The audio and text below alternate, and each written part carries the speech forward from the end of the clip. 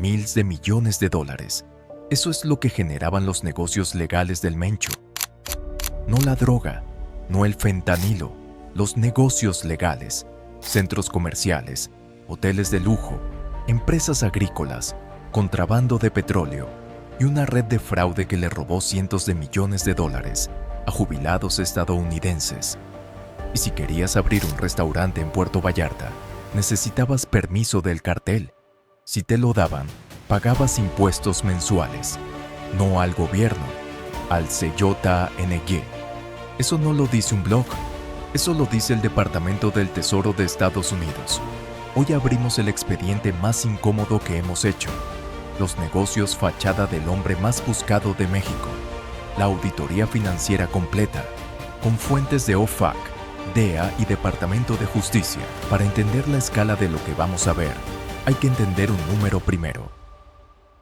El Departamento del Tesoro de Estados Unidos ha ejecutado más de 15 acciones de sanción contra el CYNG desde 2015. 15 operaciones diferentes, cada una bloqueando cuentas, congelando activos, sancionando empresas e individuos vinculados al cartel.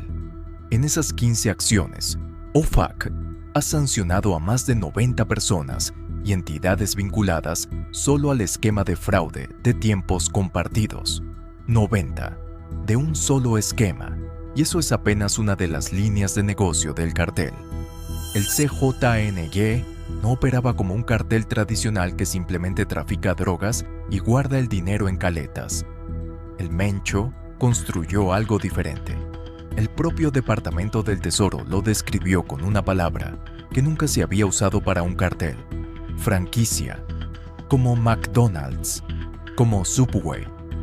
Pero en lugar de hamburguesas, las franquicias del Mencho movían fentanilo, robaban petróleo y estafaban a jubilados. Construyó un modelo de franquicia criminal con estructura de corporación multinacional. Cada célula regional operaba con autonomía, usando la marca CYNG y su red financiera. Y detrás de todo, una red de empresas fachada tan sofisticada que se integraba en la economía legítima sin que nadie lo notara, según el propio Departamento del Tesoro. Y cito textualmente: muchas de estas entidades mexicanas se han dedicado al lavado de ganancias del narcotráfico y representan intentos del CYNG y los Queenies de integrarse en la economía legítima. Vamos a abrir cada línea de negocio, una por una. Línea de negocio número 1. Centros comerciales e inmobiliarias. El CYNG y su organización aliada, los Queenies, liderada por el cuñado del Mencho, Abigail González Valencia, invirtieron millones en bienes raíces a lo largo de Jalisco y otros estados. No estamos hablando de casas de seguridad, estamos hablando de centros comerciales reales, con tiendas reales, con clientes reales, que generaban ingresos legítimos que se mezclaban con dinero del narcotráfico. Las inmobiliarias servían un doble propósito. Primero, lavar dinero. Compras un terreno con dinero ilícito, construyes un centro comercial, lo llenas de inquilinos que pagan renta mensual y ahora tienes un flujo de efectivo limpio que puedes depositar en el banco sin levantar sospechas. Segundo, acumular activos que incrementan su valor con el tiempo. Los bienes raíces en zonas turísticas de México se aprecian cada año. Estás lavando dinero y además estás ganando dinero con la inversión. OFAC sancionó múltiples empresas inmobiliarias vinculadas al CYNG. Los nombres específicos están en los registros de la lista SDN, la Specially Designated Nationals and Blocked Persons List del Tesoro de Estados Unidos.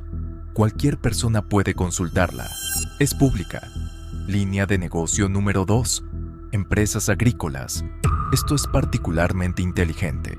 México es un país agrícola. Miles de empresas agrícolas operan moviendo grandes volúmenes de efectivo, comprando insumos, pagando jornaleros, vendiendo cosechas. Es una industria donde el efectivo circula con facilidad y donde los controles financieros históricamente han sido débiles. El CYNG creó o adquirió empresas agrícolas legítimas que operaban como cualquier otra. Compraban semillas, cultivaban, cosechaban y vendían. Pero entre ese flujo legítimo de efectivo, inyectaban dinero del narcotráfico. Los ingresos de la empresa se inflaban artificialmente con dinero sucio, y al declarar impuestos y depositar en bancos, ese dinero ya tenía origen aparentemente legal. Además, las empresas agrícolas les daban control sobre territorio rural, sobre caminos, sobre comunidades. No era solo lavado de dinero, era control territorial disfrazado de actividad económica legítima. Línea de negocio número 3. Una promotora de música. Sí, una promotora de eventos musicales. Esto aparece textualmente en los comunicados de OFAC, como una de las empresas sancionadas vinculadas al CJNG y los Queenies. La industria del entretenimiento es perfecta para el lavado de dinero. Los eventos musicales manejan grandes cantidades de efectivo en taquilla. Los artistas se pagan en efectivo. Los patrocinios se inflan. La asistencia se exagera en los reportes. Es extremadamente difícil para las autoridades verificar cuántas personas realmente asistieron a un concierto y cuánto dinero realmente se recaudó. Una promotora de música que organiza eventos en estadios, plazas y ferias puede reportar ingresos de taquilla de $1 millón, cuando en realidad vendió 500,000. La diferencia son $500,000 lavados en una sola noche. Multiplicado por decenas de eventos al año, estamos hablando de millones. Además, la industria musical en México tiene una conexión histórica con el narcotráfico a través de los narcocorridos, los artistas patrocinados por carteles y las fiestas privadas donde los capos pagan cientos de miles de dólares por presentaciones exclusivas. Línea de negocio número 4. Un hotel boutique de lujo. OFAC sancionó un hotel boutique de lujo vinculado directamente al CJNG. Un hotel real, con habitaciones reales, con huéspedes reales, que operaba en una zona turística de México.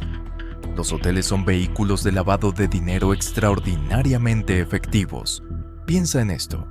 Un hotel factura por habitaciones, por restaurante, por spa, por eventos, por estacionamiento. Cada una de esas líneas de ingreso puede ser inflada. Un hotel que reporta 80% de ocupación cuando en realidad tiene 50%, puede meter millones de dólares de dinero ilícito como si fueran huéspedes fantasma. Además, la construcción misma del hotel es una oportunidad de lavado. Puedes inflar los costos de construcción, pagar a contratistas con dinero sucio, y el resultado final es un activo físico legítimo que produce ingresos recurrentes. Y hay un elemento más.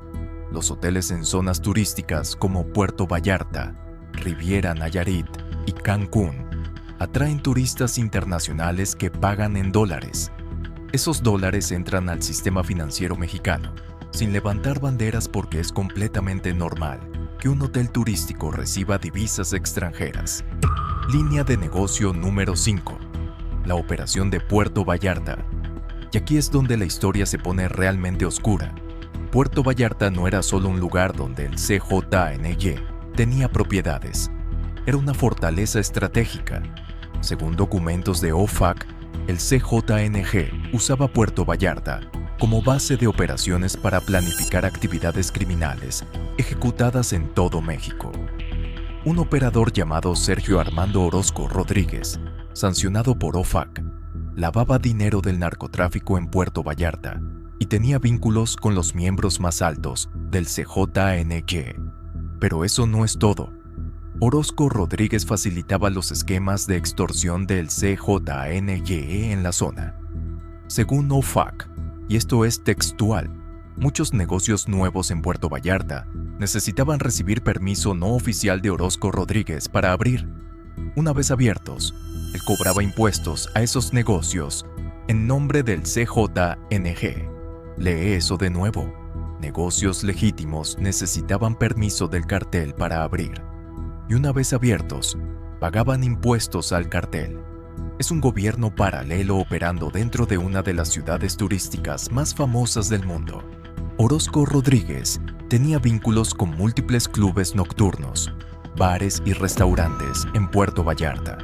Estos establecimientos servían como puntos de lavado de dinero, como centros de operaciones y como fachada de legitimidad para el cartel. Línea de negocio número 6.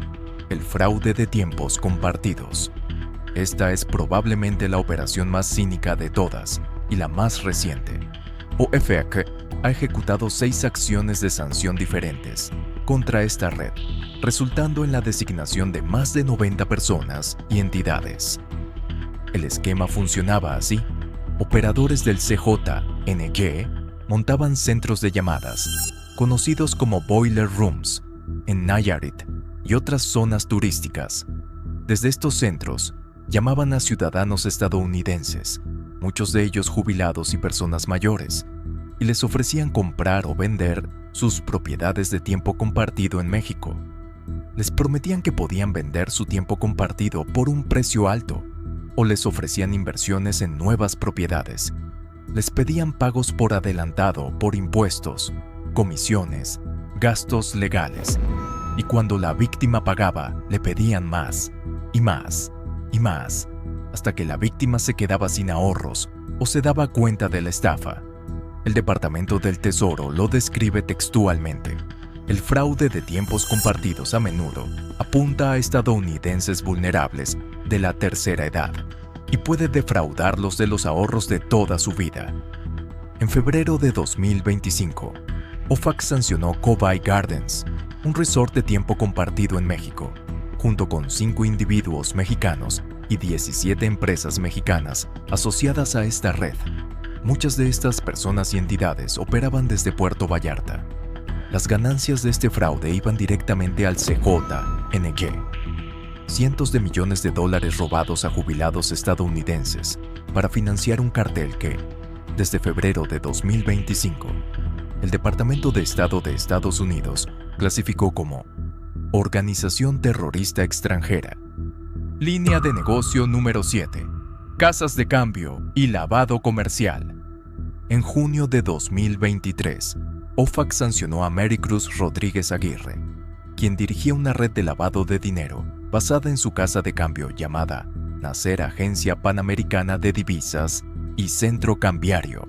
Desde esta casa de cambio y una red de negocios en Estados Unidos, usaba un sistema de lavado de dinero basado en comercio para mover ganancias ilícitas del narcotráfico desde Estados Unidos hacia México. Según OFAC, entre 2020 y 2022, facilitó el lavado de más de 6 millones de dólares. Y eso es solo lo documentado, solo lo que la investigación pudo probar con registros bancarios. El lavado de dinero basado en comercio funciona así. Una empresa en Estados Unidos compra mercancía a una empresa en México, pero la mercancía está sobrevalorada intencionalmente. Si un producto vale $10, la factura dice 50. La empresa en Estados Unidos paga $50, pero solo recibe $10 en mercancía. Los $40 restantes son dinero del narcotráfico que ahora aparece como una transacción comercial legítima. Este esquema es prácticamente invisible para los reguladores bancarios porque parece comercio internacional normal. Facturas, pagos, mercancía que cruza la frontera. Todo se ve legítimo en papel, pero en realidad es una tubería de lavado de dinero. Línea de negocio número 8. Robo de combustible y contrabando de petróleo crudo. Esta es la línea de negocio no relacionada con drogas más grande del CJNG y una de las más recientes revelaciones. En mayo de 2025, el Departamento del Tesoro sancionó una red involucrada en el robo de combustible y el contrabando de petróleo crudo robado a Pemex, la empresa estatal mexicana de petróleo. Según OFAC, esta red genera cientos de millones de dólares anualmente para el CJNG. El esquema es enorme. Los ladrones de combustible, conocidos en México como huachicoleros, roban petróleo y combustible de Pemex de múltiples formas, sobornando empleados de Pemex, perforando tomas ilegales en oleoductos, robando de refinerías, secuestrando camiones cisterna, y el petróleo crudo robado se contrabandea a través de la frontera suroeste de Estados Unidos. OFAC y FinCEN la Red de Combate a los Crímenes Financieros del Tesoro, emitieron una alerta conjunta identificando las tipologías financieras y señales de alerta del contrabando de petróleo crudo en la frontera suroeste. Según el Departamento del Tesoro, y cito, el robo de combustible es actualmente la fuente de ingresos no relacionada con drogas más significativa para los carteles mexicanos. No la extorsión, no el secuestro, no el fraude. El petróleo. Están robando la riqueza energética de México y vendiéndola en Estados Unidos. Línea de negocio número 9. Control del puerto de Manzanillo. El CJNG controla el puerto de aguas profundas de Manzanillo, en el estado de Colima. Es uno de los puertos más importantes del Pacífico mexicano y el punto de entrada principal para los precursores químicos de fentanilo que llegan desde China. Pero el puerto no solo se usa para drogas, se usa para comercio legítimo que sirve como cobertura. Contenedores que entran y salen mezclando carga legal con carga ilegal. Empresas de importación y exportación controladas por el cartel, que mueven mercancía real mientras esconden precursores químicos en los mismos envíos. En octubre de 2021, OFAC sancionó a 4 nacionales mexicanos que operaban las actividades de tráfico de drogas del CJNG a través del puerto de Manzanillo. Estos individuos reportaban directamente a Julio Alberto Castillo Rodríguez, el yerno del Mencho, previamente sancionado por OFAC. El control de un puerto internacional le daba al CJNG acceso directo a las cadenas de suministro globales. No necesitaban intermediarios. Controlaban la entrada de mercancía al país y la salida de drogas hacia el mundo. Si sumamos todas las líneas de negocio que acabamos de ver, el CJNG no era un cartel, era un conglomerado empresarial criminal. División de narcotráfico, fentanilo, metanfetamina, cocaína, heroína, marihuana, miles de millones de dólares. División inmobiliaria, centros comerciales, inmobiliarias, hoteles, lavado de dinero e inversión patrimonial. División agrícola, empresas agrícolas legítimas infladas con dinero sucio. Control territorial rural. División de entretenimiento, promotora de música, eventos, flujo de efectivo difícil de rastrear. División de turismo, fraude de tiempos compartidos, hoteles, bares y restaurantes en Puerto Vallarta. División financiera, casas de cambio, lavado comercial basado en comercio internacional, redes de transferencia. División energética, robo de combustible, contrabando de petróleo crudo a Estados Unidos, cientos de millones al año.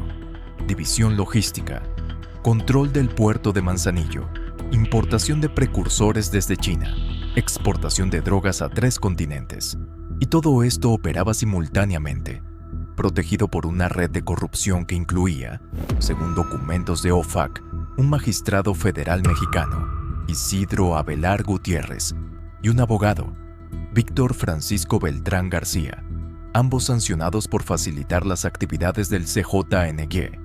Un juez y un abogado, protegiendo al cartel desde adentro del sistema judicial. Ahora el Mencho está muerto, abatido el 22 de febrero de 2026 en Tapalpa, Jalisco, pero su modelo de franquicia sigue vivo. Las empresas fachadas siguen operando, las líneas de negocio siguen generando ingresos. Y la pregunta que nadie puede responder con certeza es, ¿quién controla ahora las llaves de este imperio financiero? Porque las drogas se pueden interceptar, los líderes se pueden matar o arrestar, pero el dinero, cuando ya está integrado en centros comerciales, hoteles, empresas agrícolas y bienes raíces, es mucho más difícil de recuperar. Está ahí, escondido a plena vista, generando ganancias legítimas de dinero que alguna vez fue ilícito. El Mencho murió, pero su dinero sigue trabajando. Si te impactó algo de lo que viste hoy, déjalo en los comentarios. ¿Qué te sorprendió más? ¿Los centros comerciales, el fraude a jubilados, el contrabando de petróleo o el juez que protegía al cartel? Y si quieres que abramos el expediente completo de qué pasó con el CJNG después de la muerte del Mencho y quién controla ahora los 50,000 millones en activos, déjalo en los comentarios. Todas las fuentes de este video están en la descripción. Cada dato proviene de comunicados oficiales del Departamento del Tesoro de Estados Unidos, OFAC, DEA y DOJ. Suscríbete y activa la campana. Esto es Expediente Rojo. Seguimos el dinero. Historias reales, con fuentes, sin glorificación. Nos vemos en el próximo expediente.